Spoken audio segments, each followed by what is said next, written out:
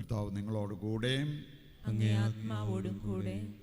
വിശുദ്ധ യോഹന്നാൻ അറിയിച്ച പരിശുദ്ധ സുവിശേഷത്തിൽ നിന്ന്. കർത്താവേ, അങ്ങേക്ക് മഹത്വം. ആദിയിൽ വചനമുണ്ടായിരുന്നു. വചനം ദൈവത്തോടു കൂടെയായിരുന്നു. വചനം ദൈവമായിരുന്നു. അവൻ ആദിയിൽ ദൈവത്തോടു കൂടെയായിരുന്നു. സമസ്തവും അവനിലൂടെ ഉണ്ടായി. ഒന്നും അവനെ കൂടാതെ ഉണ്ടായിട്ടില്ല. അവനിൽ ജീവനുണ്ടായിരുന്നു. ആ ജീവൻ മനുഷ്യരുടെ വെളിച്ചമായിരുന്നു. ആ വെളിച്ചം ഇരുളിൽ പ്രകാശിക്കുന്നു. അതിനെ കീഴടക്കാൻ ഇരുളിന് കഴിഞ്ഞില്ല. ദൈവം അയച്ച ഒരു മനുഷ്യനുണ്ടായിരുന്നു. അവൻ്റെ പേര് യോഹന്നാൻ എന്നാണ്. അവൻ സാക്ഷ്യത്തിനായി വന്നു, വെളിച്ചത്തിന് സാക്ഷ്യം നൽകാൻ, അവൻ വഴി എല്ലാവരും വിശ്വസിക്കാൻ. അവൻ വെളിച്ചമായിരുന്നില്ല, വെളിച്ചത്തിന് സാക്ഷ്യം നൽകാൻ വന്നവനാണ്. എല്ലാ മനുഷ്യരെയും പ്രകാശിപ്പിക്കുന്ന യഥാർത്ഥ വെളിച്ചം ലോകത്തിലേക്ക് വരുന്നുണ്ടായിരുന്നു. അവൻ ലോകത്തിലായിരുന്നു. ലോകം അവനിലൂടെ സൃഷ്ടിക്കപ്പെട്ടു. എങ്കിലും ലോകം അവനെ അറിഞ്ഞില്ല. അവൻ സ്വജനത്തിൻ്റെ അടുത്തേക്ക് വന്നു, എന്നാൽ അവർ അവനെ സ്വീകരിച്ചില്ല. തന്നെ സ്വീകരിച്ചവർക്കെല്ലാം, തൻ്റെ നാമത്തിൽ വിശ്വസിക്കുന്നവർക്കെല്ലാം ദൈവമക്കളാകാൻ അവൻ കഴിവ് നൽകി. അവൻ ജനിച്ചത് രക്തത്തിൽ നിന്നോ ശാരീരിക അഭിലാഷത്തിൽ നിന്നോ പുരുഷൻ്റെ ഇച്ഛയിൽ നിന്നോ അല്ല, ദൈവത്തിൽ നിന്നത്രേ. വചനം മാംസമായി നമ്മുടെ ഇടയിൽ വസിച്ചു. അവൻ്റെ മഹത്വം നമ്മൾ ദർശിച്ചു. കൃപയും സത്യവും നിറഞ്ഞതും പിതാവിൻ്റെ ഏകജാതൻ്റേതുമായ മഹത്വം. യോഹന്നാൻ അവനെ സാക്ഷ്യം നൽകിക്കൊണ്ട് വിളിച്ചു പറഞ്ഞു, ഇവനെപ്പറ്റിയാണ് ഞാൻ പറഞ്ഞത്. എൻ്റെ പിന്നാലെ വരുന്നവൻ എന്നെക്കാൾ വലിയവനാണ്, കാരണം എനിക്ക് മുമ്പ് തന്നെ അവനുണ്ടായിരുന്നു. അവൻ്റെ പൂർണ്ണതയിൽ നിന്ന് നാം എല്ലാം കൃപയ്ക്കുമേൽ കൃപ സ്വീകരിച്ചിരിക്കുന്നു. എന്തുകൊണ്ടെന്നാൽ നിയമം മോശ വഴി നൽകപ്പെട്ടു, കൃപയും സത്യവുമാകട്ടെ യേശുക്രിസ്തു വഴി ഉണ്ടായി. ദൈവത്തെ ആരും ഒരിക്കലും കണ്ടിട്ടില്ല. പിതാവുമായി ഗാഠബന്ധം പുലർത്തുന്ന ദൈവം തന്നെയായ ഏകജാതനാണ് അവിടുത്തെ വെളിപ്പെടുത്തിയത്. കർത്താവിൻ്റെ സുവിശേഷം. ക്രിസ്തുവേ, അങ്ങേക്ക് സ്തുതി. നിങ്ങൾക്കെല്ലാവർക്കും ആദ്യമേ തന്നെ ക്രിസ്മസിൻ്റെ എല്ലാവിധ മംഗളങ്ങളും ആശംസിക്കുകയാണ്.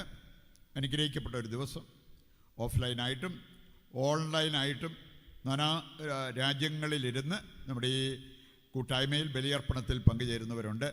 ക്യാരിസ്വാനുമായിട്ട് വലിയ ബന്ധമുള്ളവർ, ആത്മീയ ബന്ധമുള്ളവർ, എല്ലാവർക്കും ഈ അവസരത്തിൽ ക്രിസ്മസിൻ്റെ എല്ലാവിധ നന്മകളും ആശംസിക്കുകയാണ്. പ്രിയപ്പെട്ടവരെ, നമ്മൾ കാത്തിരിപ്പും പ്രാർത്ഥനയായിരുന്നു. പരിത്യാഗ പ്രവർത്തികളും നല്ല കുമ്പസാരം, അങ്ങനെയുള്ള പല കാര്യങ്ങളും ആഗമനകാലത്ത് നടത്തി. അതിൻ്റെ ഒരു പരിസമാപ്തി എന്ന് പറയാൻ പറ്റും ഈ ആഘോഷം. യേശുവിൽ ലോകത്തിന് നൽകപ്പെട്ട ആ വലിയ സന്ദേശം നമ്മുടെ ഹൃദയത്തിലേക്ക് ഏറ്റെടുക്കാൻ ദൈവം നമ്മെ വിളിക്കുന്നു. യേശുക്രിസ്തുവിനെ കുറിച്ച് ചിന്തിക്കുമ്പോൾ വേണമെങ്കിൽ നമുക്കൊരു ദൈവത്തിൻ്റെ ദൂതായിട്ട് കാണാൻ പറ്റും. പിതാവായ ദൈവം ഈ ലോകത്തിലുള്ള സകലർക്കും നൽകുന്ന ഒരു ദൂത്. അതുപോലെ തന്നെ ഒരു ക്ഷണക്കത്തായിട്ട് നമുക്ക് കാണാൻ പറ്റും. നാം എങ്ങോട്ട് തിരിയണം, എവിടെ എത്തണം, അങ്ങനെയുള്ള കാര്യങ്ങളെല്ലാം പിതാവായ ദൈവം നമ്മെ അറിയിക്കുന്ന ഒരു സമയം. ഒരു കാര്യം പറഞ്ഞിരിക്കുന്നത്, ദൈവം മനുഷ്യകുലത്തെ എത്രമാത്രം സ്നേഹിക്കുന്നു എന്ന് വെളിപ്പെടുത്തിയ തിരുനാളാണ് ക്രിസ്മസ്.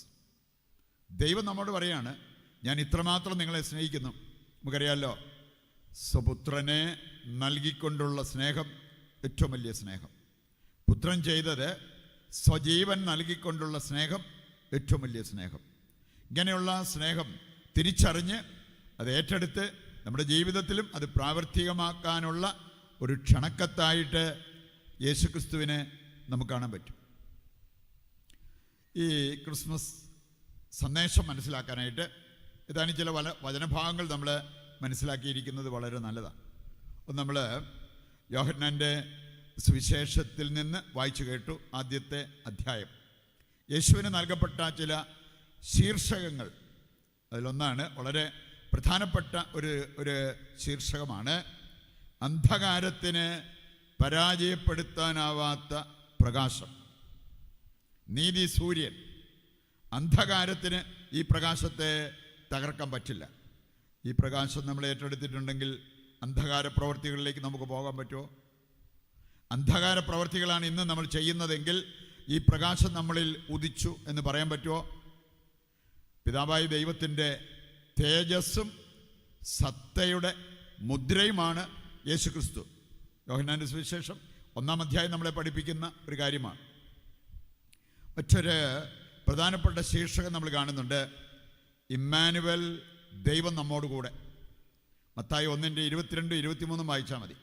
കന്യക ഗർഭം ധരിച്ച് ഒരു പുത്രനെ പ്രസവിച്ചു, ഇമ്മാനുവൽ എന്നവൻ വിളിക്കപ്പെടും. ഇമ്മാനുവൽ, ദൈവം നമ്മോടുകൂടെ. നമ്മൾ നിയമാവർത്തനം 4:7 വായിച്ചാൽ അവിടെ ചോദിച്ചിരിക്കുന്ന ഒരു ചോദ്യമുണ്ട്, ഇസ്രായേൽ ജനമേ, നിങ്ങളെപ്പോലെ ശ്രേഷ്ഠ ജനത എന്ന് വിളിക്കപ്പെടാൻ വേറെ ആരുണ്ട്? എന്തായിരുന്നു അതിന് കാരണം? പറഞ്ഞ്, ദൈവം നിങ്ങളുടെ അടുത്ത്, ഇത്രമാത്രം അടുത്തുള്ള മറ്റേത് ജനതയാണുള്ളത്? അപ്പോൾ നമ്മൾ ഈ ദിവ്യകാരുണ്യം സ്വീകരിച്ച് കർത്താവിനെ നമ്മൾ ഉള്ളിലേക്ക് സ്വീകരിച്ച് കർത്താവിനോട് ഐക്യപ്പെട്ട് ജീവിക്കുന്ന ആ സാഹചര്യത്തിൽ നമ്മളെപ്പോലെ ശ്രേഷ്ഠരായിട്ടുള്ള മറ്റാരുണ്ട്? നമ്മളെപ്പോലെ വിലയുള്ള മറ്റാരുണ്ട്? പക്ഷേ യേശുവിൻ്റെ വരവ് വിശുദ്ധ കുർബാനയിലൂടെ ആണേലും ക്രിസ്മസിലൂടെ ആണേലും ഒക്കെ യേശുവിൻ്റെ വരവ് അത് അംഗീകരിക്കുന്നവർക്കാണ് വിലയുണ്ടാകുന്നത് എന്ന് നമ്മൾ തിരിച്ചറിയണം.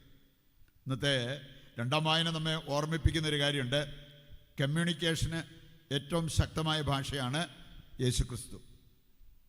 സംസാരിക്കാനും കേൾക്കാനും ഒക്കെ ഏറ്റവും നല്ല വിഷയമാണ് യേശുക്രിസ്തു. യേശുക്രിസ്തുവിനെ അറിഞ്ഞാൽ ഉണ്ടാകാവുന്ന നേട്ടം നമുക്ക് മനസ്സിലാക്കാൻ പറ്റും. ഫിലിപ്പിയർ 3-ാം അധ്യായം 8-9 വചനങ്ങൾ പൗലോസ് പറയുന്നത് എന്താ? യേശുവിനെക്കുറിച്ചുള്ള അറിവ് കൂടുതൽ വിലയുള്ളതാകയാൽ ബാക്കിയെല്ലാം ഞാൻ ഉച്ഛിഷ്ടമായി കണക്കാക്കുന്നു. എനിക്കറിയാം, അവർ ഹൈന്ദവ കുടുംബത്തിൽപ്പെട്ടിരുന്ന ജാസ്മിനും ഭർത്താവ് സെബാസ്റ്റ്യനും. ഇനി അവർ രണ്ടുപേരും ഇന്ന് കറതീർന്ന കത്തോലിക്കരാണ്. അവർ കുർബാനയ്ക്ക് എത്തിയപ്പം 2 മിനിറ്റ് ലേറ്റായെങ്കിൽ അവർ മറ്റൊരു കുർബാനയ്ക്ക് പോകും. എന്താ കാരണം? അവർ പറഞ്ഞത്, യേശുക്രിസ്തുവിനെ അറിഞ്ഞതാണ് ഞങ്ങളുടെ ജീവിതത്തിൽ ഇതുപോലൊരു മാറ്റം വരുത്തിയത്. യേശുക്രിസ്തുവിനെ അറിഞ്ഞത്. അക്രൈസ്തവരായിരുന്നവർ യേശുക്രിസ്തുവിനെ അറിഞ്ഞു കഴിഞ്ഞപ്പോൾ അവരുടെ ജീവിതത്തിൽ വന്ന മാറ്റം. പ്രിയപ്പെട്ടവർ, നമ്മൾ പാരമ്പര്യം പറഞ്ഞ് നടക്കുന്നതിനേക്കാൾ എത്രയോ ബലപ്പെട്ടതാണ് വ്യക്തിപരമായിട്ട് യേശുക്രിസ്തുവിനെ അനുഭവിക്കുക. ഈ അനുഭവത്തിൻ്റെ വെളിച്ചത്തിൽ നമ്മുടെ ജീവിതത്തിൽ വരുത്തേണ്ട മാറ്റം വരുത്തുക. അതാണോ നമ്മുടെ ഫോക്കസ്? അതാണോ നമ്മുടെ ലക്ഷ്യം എന്നുള്ളതൊക്കെ നമ്മോട് തന്നെ ചോദിക്കേണ്ട ഒരു ചോദ്യമാണ്. ലൂക്ക 2:10 മുതൽ വായിക്കുമ്പോൾ ക്രിസ്മസുമായി ബന്ധപ്പെട്ട വലിയ ഒരു വചനഭാഗമായിട്ട് അതിനെ നമുക്ക് കാണാൻ പറ്റും. ലൂക്ക 2-ാം അധ്യായം 10 മുതൽ വായിക്കുമ്പോൾ, ഇതാ സകല ജനത്തിനും വേണ്ടിയുള്ള സന്തോഷത്തിൻ്റെ സദ്വാർത്ത. 2-3 കാര്യങ്ങൾ അവിടെ എടുത്തു പറഞ്ഞിരിക്കുന്നത് നമുക്ക് കാണാൻ പറ്റും. ഒന്ന്, സകല ജനത്തിനും വേണ്ടിയുള്ള, എല്ലാവർക്കും വേണ്ടിയുള്ള, ആർക്ക് വേണേലും സ്വീകരിക്കാം, ആർക്ക് വേണേലും നിരസിക്കാം ഈ സദ്വാർത്ത. എനിക്ക് വേണമെങ്കിൽ പുറംതിരിഞ്ഞ് നടക്കാം, എനിക്ക് യേശുവിനെക്കുറിച്ച് അറിയുകയും വേണ്ട, എനിക്ക് ആ വഴിക്ക് പോകുകയും വേണ്ട എന്ന് പറഞ്ഞു വേണമെങ്കിൽ നടക്കാം. സകല ജനത്തിനും വേണ്ടിയുള്ള സന്തോഷത്തിൻ്റെ സദ്വാർത്ത. ആർക്ക് വേണേലും ഇത് സ്വീകരിക്കാം, ആർക്ക് വേണേലും നിരസിക്കാം. ഒരു കാര്യം എടുത്തു പറഞ്ഞിരിക്കുന്നത് നമ്മുടെ ശ്രദ്ധയിൽപ്പെടണം. അതാണ് വലിയ സന്തോഷത്തിൻ്റെ സദ്വാർത്ത. ചെറിയ ചെറിയ സന്തോഷങ്ങൾ തരുന്ന പല കാര്യങ്ങളുണ്ടെന്നേ, അതിൻ്റെയൊക്കെ പുറകെ ഓടാൻ ഒത്തിരി പേരുണ്ട്. പക്ഷേ വലിയ സന്തോഷത്തിൻ്റെ ഏക സദ്വാർത്ത അതാണ് യേശുക്രിസ്തു. നമുക്കറിയാം, ക്രിസ്മസിൻ്റെ കേന്ദ്രബിന്ദു എന്ന് പറയുന്നത് യേശുക്രിസ്തുവാണ്. യേശു, അവൻ്റെ നാമം. ആ നാമം ആരെങ്കിലും മനുഷ്യരുണ്ടാക്കിയെടുത്തൊരു നാമമല്ല, സ്വർഗം കൊടുത്തൊരു നാമം. അതാണ് യേശു എന്ന നാമം. ഈ നാമത്തിൽ വിശ്വസിച്ചാൽ രക്ഷ പ്രാപിക്കാൻ പറ്റും എന്നുള്ളത് കർത്താവിൻ്റെ വചനം തന്നെ നമ്മെ പഠിപ്പിക്കുന്നുണ്ട്. അത് അപ്പോസ്തല പ്രവർത്തനങ്ങൾ 4-ാം അധ്യായം വായിച്ചു കഴിഞ്ഞാൽ പത്രോസ് കൃത്യം വിളിച്ചു പറഞ്ഞൊരു കാര്യമാണ്, മറ്റൊരിടത്തും രക്ഷയില്ല. യേശു എന്ന നാമത്തിലല്ലാതെ മറ്റൊരിടത്തും രക്ഷയില്ല. ഈ ലൂക്ക 2:10 മുതൽ വായിക്കുമ്പോൾ വലിയ സന്തോഷത്തിൻ്റെ സദ്വാർത്ത എന്തായിരുന്നു അത്? നിങ്ങൾക്കായി ഒരു രക്ഷകൻ പിറന്നിരിക്കുന്നു. യേശുവിനെ നമ്മൾ കാണാറുള്ളത്, യേശുവിനെ നമ്മൾ സമീപിക്കാറുള്ളത് രക്ഷയ്ക്ക് വേണ്ടിയാണോ? അതോ എപ്പോഴെങ്കിലും എന്തെങ്കിലും ഒരു കാര്യം നടന്നു കിട്ടാൻ വേണ്ടി ഓടിച്ചെന്നൊരു പ്രാർത്ഥനയും അങ്ങനെയുള്ള കാര്യങ്ങൾ നടത്തി മുമ്പോട്ട് പോകുന്നവരാണോ? നമുക്ക് വേണ്ടത് സൗഖ്യമാണോ അതോ രക്ഷയാണോ? യേശുക്രിസ്തു വന്നത് രക്ഷ നൽകാനാണ് എന്നുള്ളത് കൃത്യമായിട്ട് കർത്താവിൻ്റെ വചനം നമ്മെ ഓർമ്മിപ്പിക്കുന്ന ഒരു കാര്യമാണ്. ഇത് വിസ്മരിച്ച് ഒരു ക്രിസ്ത്യാനിയും ജീവിക്കരുത് എന്നുള്ളത് വചനം നമുക്ക് നൽകുന്ന വലിയ ഒരു സന്ദേശമാണ്. പ്രിയപ്പെട്ടവരെ, വലിയ സന്തോഷം എന്ന് പറയുന്നത് ആനന്ദമാണ്. ആനന്ദം. നമ്മുടെയൊക്കെ വാഹനങ്ങൾക്ക് നമ്മൾ പെട്രോൾ അടിക്കും, ഡീസൽ അടിക്കും. പക്ഷേ ഈ ഫ്ലൈറ്റ്, വിമാനത്തിനൊക്കെ അടിക്കുന്നത് അതേ പെട്രോൾ അല്ല, കുറേ കൂടെ റിഫൈൻഡാണ്. റിഫൈൻഡ് അങ്ങനെ വരുമ്പോഴത്തേക്കാണ് അതിന് കൂടുതൽ മൈലേജ് കിട്ടുന്നതും അങ്ങനെയുള്ള കാര്യങ്ങളൊക്കെ. റിഫൈൻഡ് എന്ന് പറഞ്ഞ പോലെ സന്തോഷത്തിൻ്റെ റിഫൈൻഡ് ഫോമാണ് ആനന്ദം. ഇതാണ് ക്രിസ്ത്യാനി ലക്ഷ്യമാക്കേണ്ടത്. സന്തോഷം നമുക്ക് മത്സ്യമാംസ വർജനയൊക്കെ നടത്തിയവർ വേണേ ഈ ആഗമനകാലം കഴിഞ്ഞ് നോമ്പുകാലം കഴിഞ്ഞൊക്കെ ഇറച്ചിമീനും കൂട്ടുമ്പോൾ തന്നെ ഒരു സന്തോഷം ഉണ്ടാകാം. കുറച്ച് ജഡസുഖം കിട്ടിക്കഴിയുമ്പോൾ ഒരു സന്തോഷം തോന്നാം. കുറച്ച് പണമുണ്ടായി കഴിയുമ്പോൾ ഒരു സന്തോഷം തോന്നാം.